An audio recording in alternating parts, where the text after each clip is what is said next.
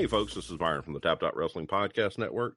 Today I am joined by Kamilla Kaine, one of the most impressive female wrestlers I've seen in a long time. How you doing tonight? I'm doing good. How are you doing? Good.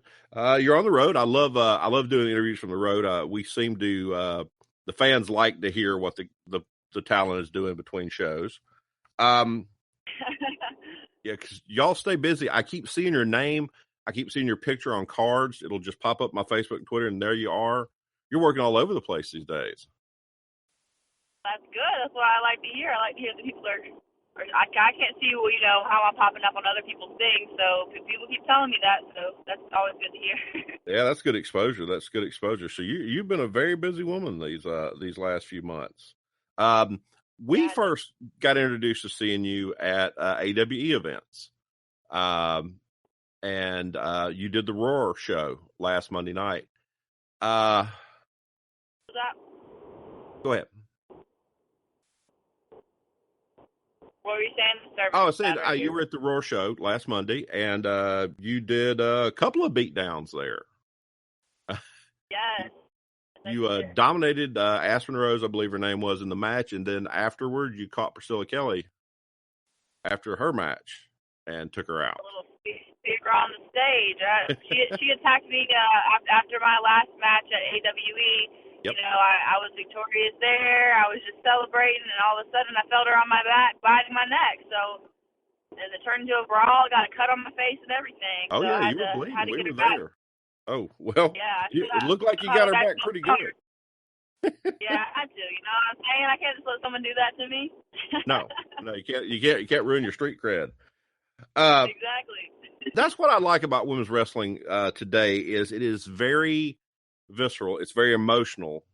Y'all get motivated, and you seem to be more into the match than a lot of the. I'm not saying all the men, but a lot of the men you see these days.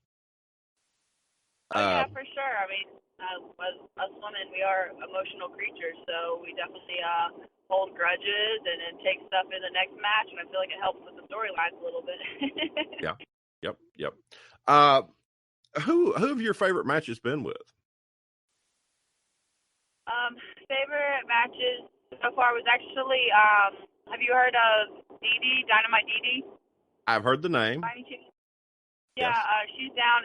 I think she's based out of South Florida at Platinum Pro Wrestling in South Florida.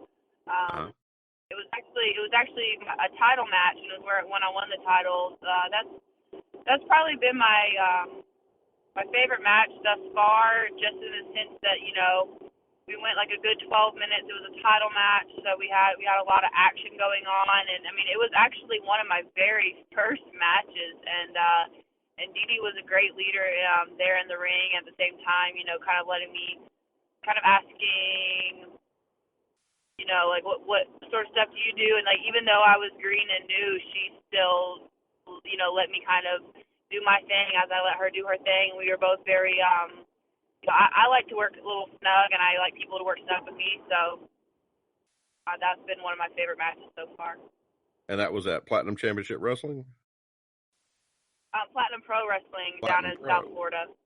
Oh, cool. Mm-hmm. We actually have I have another match coming up there. It's going to be September 16th, and it's a three-way. Dee's going to be in it, and also Brandy Lauren, who is Impact's Ava Story, I think is her name.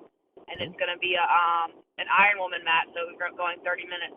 So see what happens with that. Oh, cool. I noticed that you were on a card for Continental Championship Wrestling going to be in Prattville coming up. Yeah. That was my favorite promotion growing up as a kid, and we really? went to their last show in Blakely, Georgia, and we got to meet Ron Fuller, which was just incredible. There's a lot of old time talent on those shows.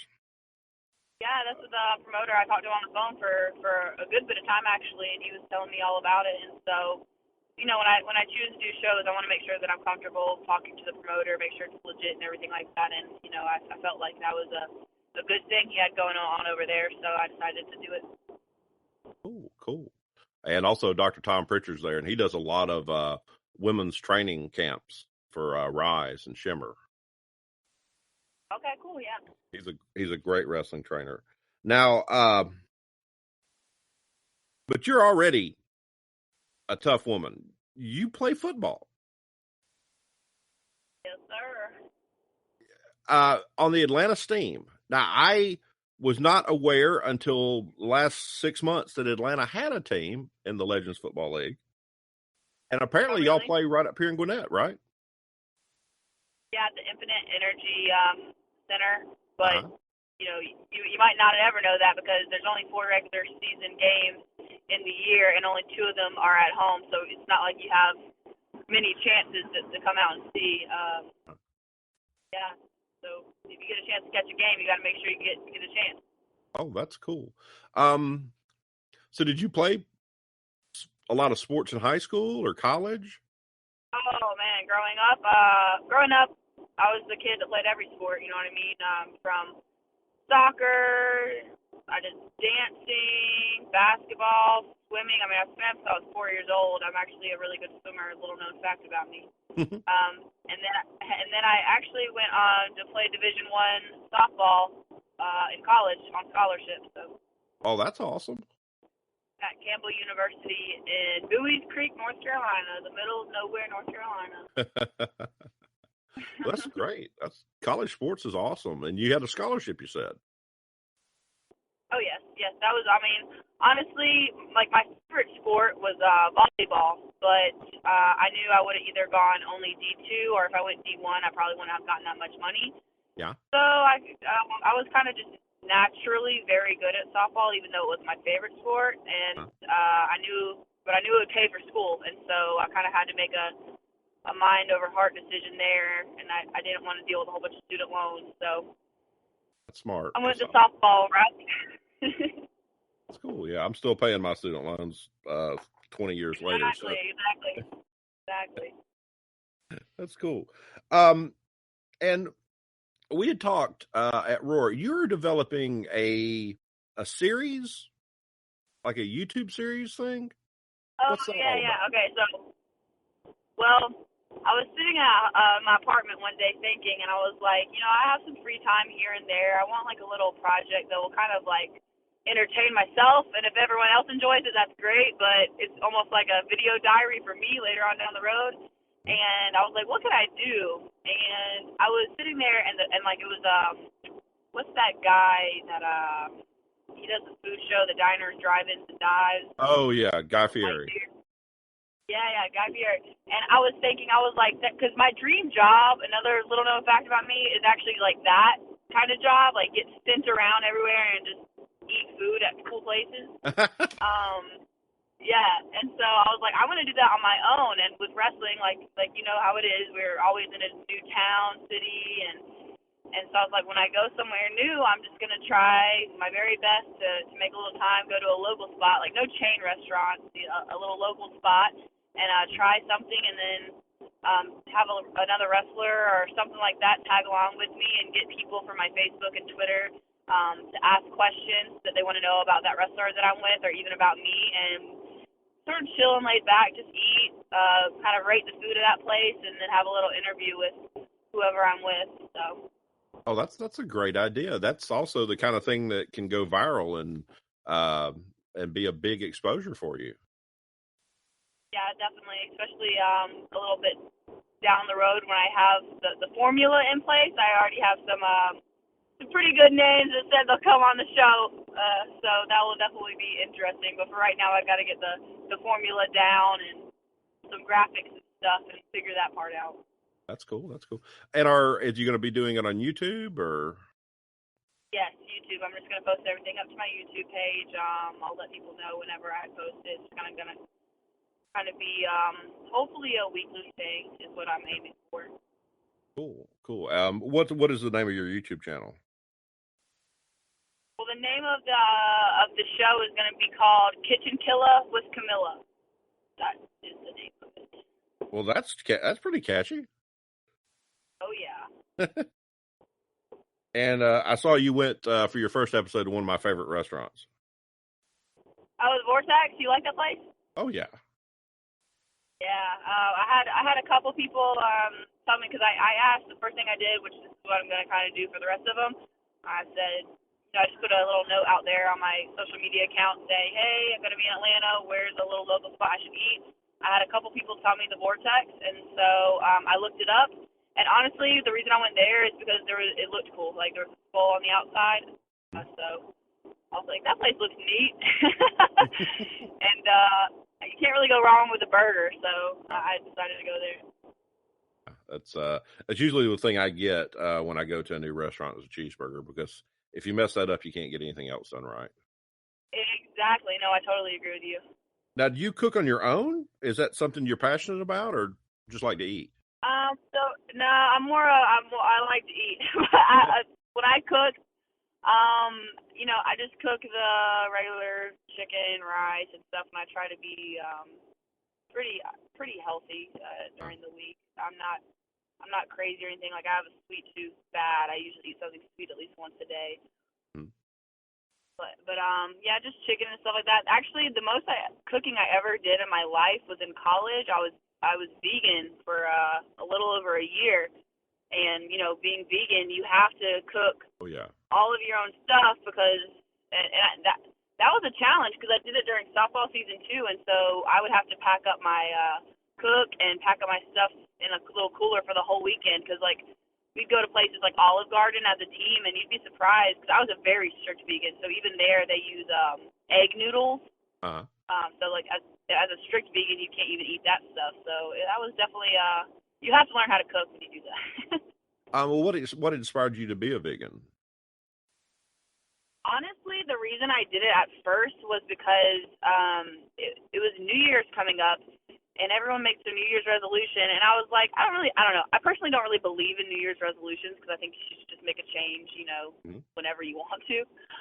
But I was like, you know what? Let me do one this year. I was like, I'm just going to be vegan for a week. I was like, I'm going to do it for a week. Well, when you go to if you actually want to do it correctly, you have to look up a whole bunch of facts and do a little bit of research to do it. And as I did it, I found out a lot of things and watched some videos that really kind of touched my heart about animals and stuff like that. So it just stuck, and I don't know. It was actually, I don't know. I didn't slowly get into it or anything, which is the crazy part. I really went from eating meat all the time to boom, vegan, just like that. The only reason I stopped, honestly, is because I lived in Texas for a while, and there's just so much meat in Texas that I just stopped one day. I can imagine. Now, it must have been hard to maintain the amount of protein you needed for being an athlete. Well, see, we could talk about this for hours, but people don't need as much protein as they think. And I ate a lot of beans and things like that, and there's actually a lot of protein in beans. So you can get your protein from other sources. But I believe to maintain and do a lot of things, you actually really can be on the vegan diet. But especially starting off wrestling and the way life is right now, it's not like I'm loaded with the money, so it's easier right now just to buy a whole bunch of chicken breast and pre-cook it and stuff like that. Oh yeah. Cheaper.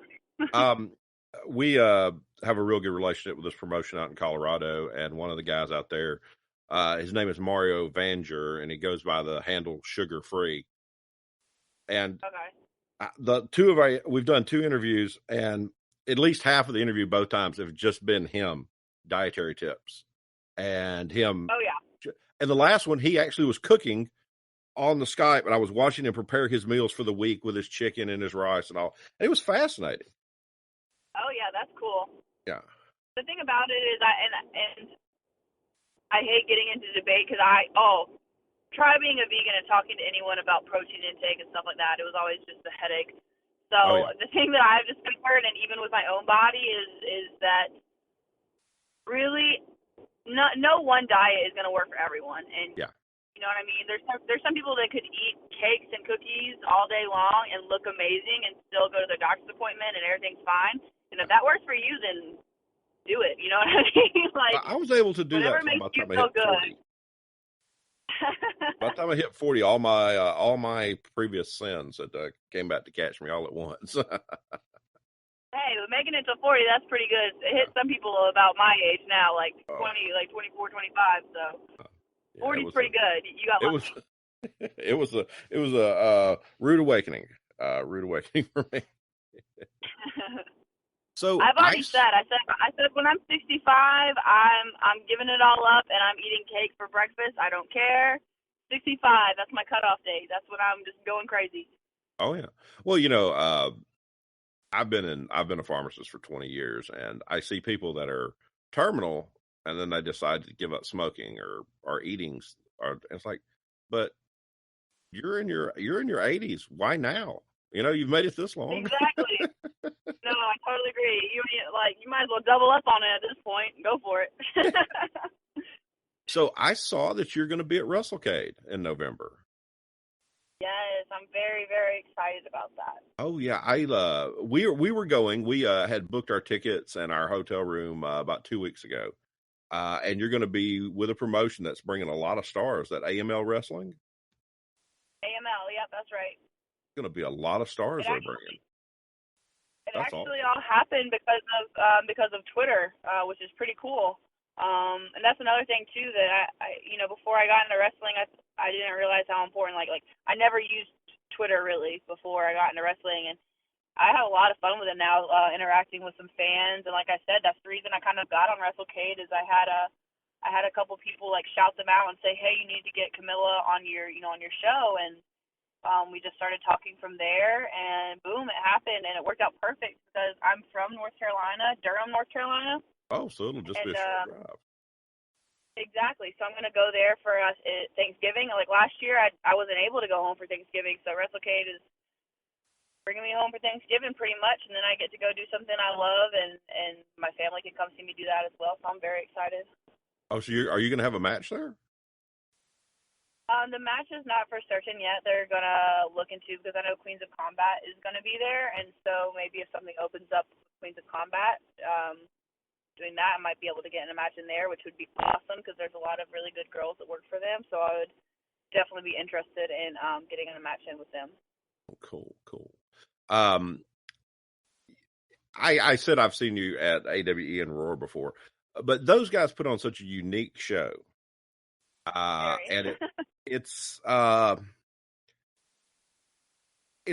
really what you'd expect. You go to promotions all over this area and you don't see that kind of thing. But when you go to AWE, you're seeing a more adult-oriented show. And it's a little bit wilder, a little bit crazier. The wrestlers are outside the ring a lot. How long have you been wrestling with those guys there?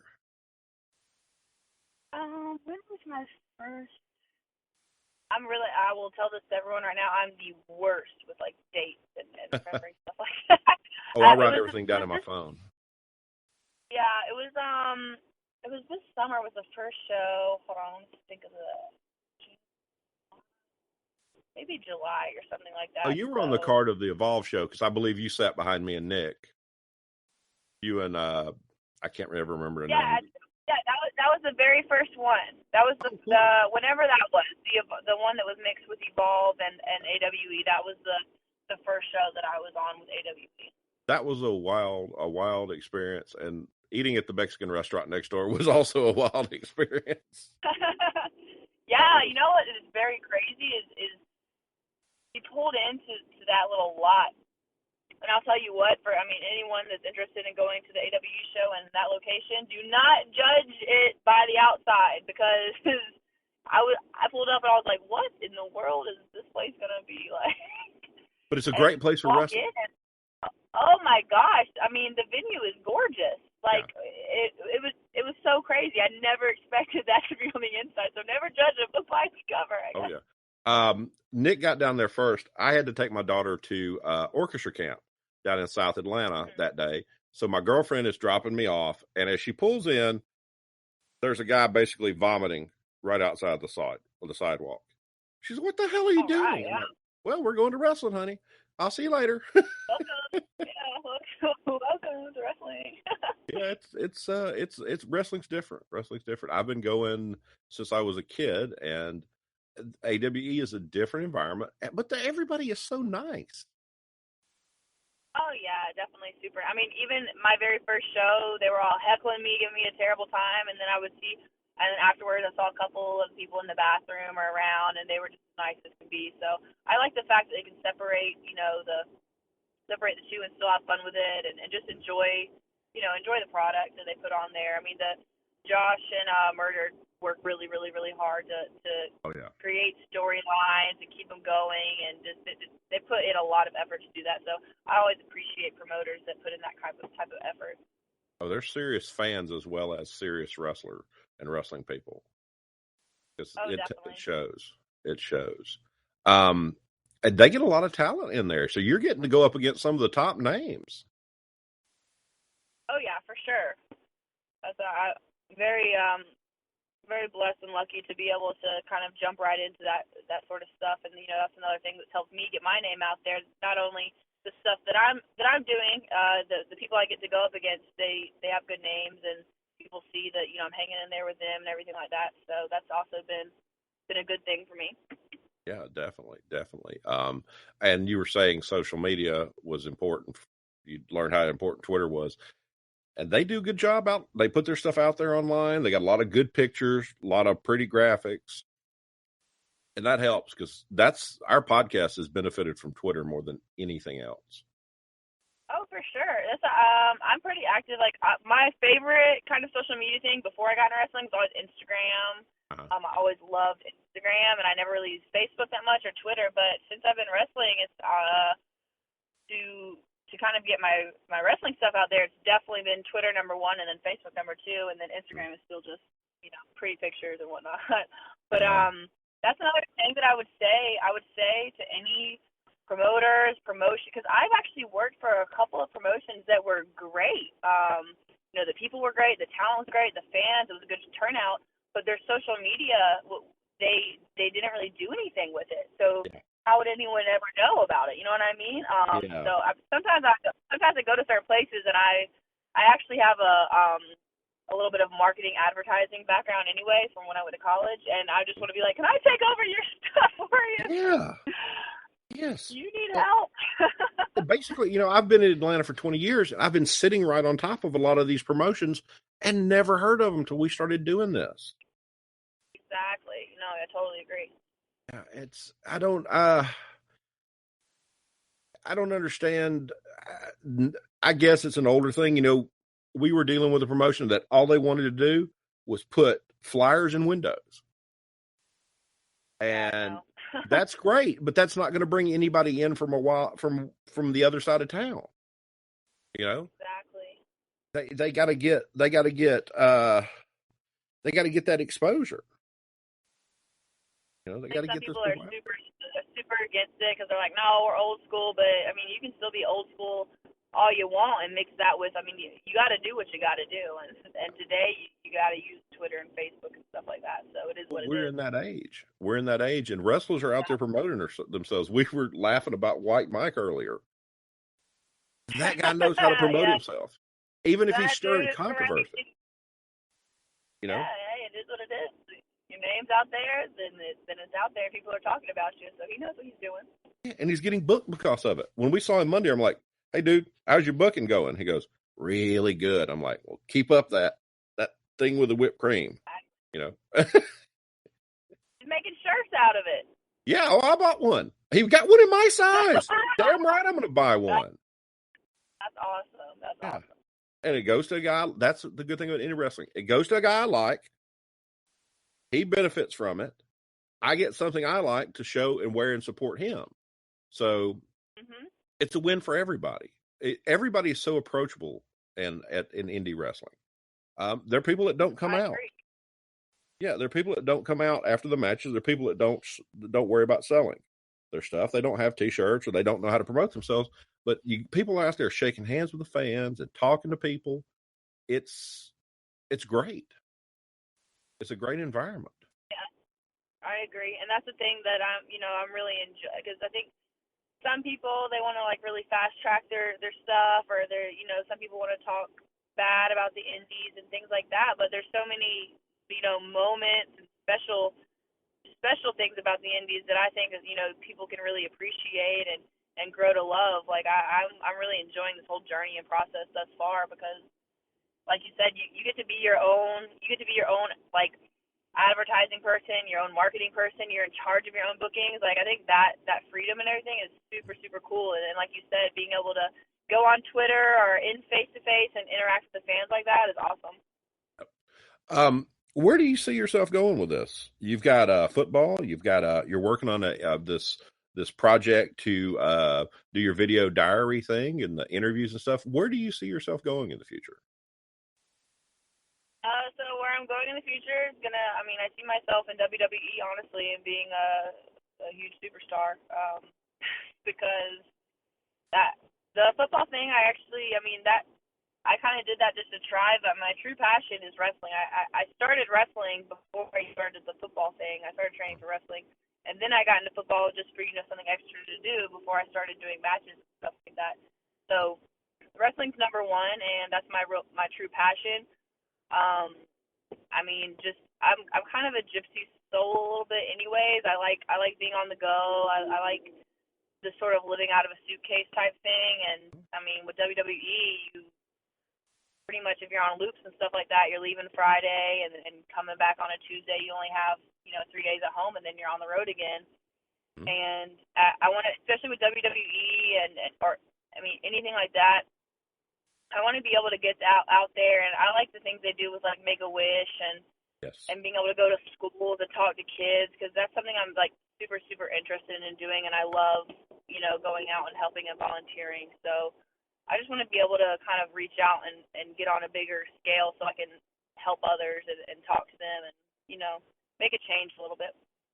Yeah, Stephanie McMahon was just she was rated as like one of the biggest, you know, sports personalities of the year for giving and all the recognized for all the wonderful stuff they do. That's great. Oh yeah, they do so much with the community. So that's what I'm saying is, you know, being on TV and stuff like that part's cool and all, but really what it does is give you a bigger platform to reach out to people. And like I said, I want to be able to go out there and help people and put a smile on their face and you know, show them that you can come from nothing and make it happen. Make positive changes in the world. That is awesome. Yeah. That's great. That's great. I see you as you remind me a lot of Charlotte Flair. Yeah, I get that. I get Charlotte Flair a lot. I guess they're big, tall, athletic blondes. Yes, well, that's a good description. Good description. Yeah. Well, Kamilla, I've had an absolutely wonderful time talking to you tonight. I really do appreciate you calling in. Thank you. Thank you. Thank you for your time. I appreciate that. Where are you going to be at now? You've got some dates coming up or some places you're going to be working? Yeah, so I have on September 9th, it's going to be in Tampa. It's Full Throttle Pro Wrestling, and that's actually going to be a title shot there. Huh? Again. Oh, wow. Lindsay Snow. Huh? So that's a title shot. So hopefully I get another title under my name. Get another belt. I got a new one anyway. Exactly. And then I'm gonna that 3-way match I was talking about the next weekend, and then of course AWE. I mean, that's everyone. Like, I'm so that I think that's the match that I'm most excited about this month is Isla against Isla on the 24th AWE. That's gonna be a very very very very good match. I mean, she's a tough girl, so that's gonna be a good opponent, and I'm super excited for that one. That's wonderful. That's wonderful. Well, cool. You've got a very busy schedule ahead of you, and you know, it's because you're working so hard and you're putting out a great product, and people want to see that. Yeah, I'm super excited. My September is pretty much all the way filled up, and then, you know, it keeps getting busier and busier and crazier and crazier. So I mean, it's a good thing. I like that busy. Excellent. Well, I really appreciate you coming on tonight. Thank you so much, and I hope you have a safe trip and a wonderful evening. All right, thank you. You like that? You want more like it? Why don't you go to www.tap.wrestlingpodcast.com. That's where you'll find our browser links for all of our personal Twitters, Facebooks, all that. You'll find the link to Amazon, where you can purchase stuff there.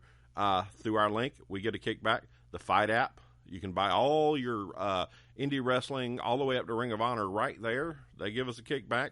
Go to Blue Apron, buy some food. Guess what? Kickback there too. There's a player down the center. Lets you listen to all the music.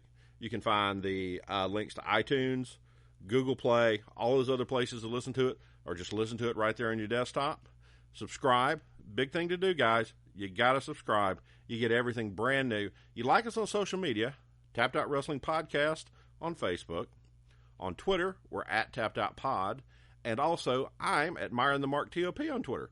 Now, we are slowly starting to tease episodes on our various social media pages prior to them being released. So listen out there, folks. Get some great episodes. Let us know. Give us some feedback. TappedOutWrestlingPodcast@gmail.com. That's where you want to talk to us. www.tappedOutWrestlingPodcast.com. The greatest website in wrestling.